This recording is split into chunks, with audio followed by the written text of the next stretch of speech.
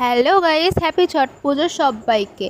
ছট পুজোর বিকেলবেলা বেরিয়ে গেছি ছট পুজো দেখতে গঙ্গাঘাটে। আর আমার বাড়ির পাশেই কিন্তু গঙ্গাঘাট। আমি আর আমার দিদি দুজন মিলে এসেছি ছট পুজো দেখতে। আর তোমরা দেখতেই পাচ্ছ কত ভিড় আর কত লোক, সবাই কিন্তু ছট পুজো করছে। তো তারপরে আমরা একটা চা খেয়ে নিলাম, এখানে কিন্তু চা ফ্রিতে দেওয়া হচ্ছে, তো খেয়ে নিলাম।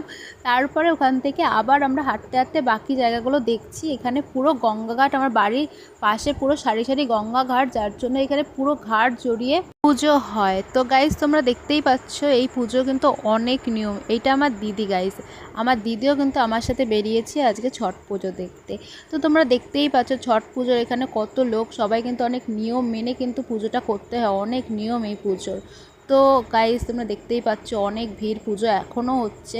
আর খুবই গরম লাগছে গাইস, খুব গরম লাগছে। তো সেই জন্য আমরা ওখান থেকে বেরিয়ে গেছি এখন রাস্তায় কিছু খাবার জন্য।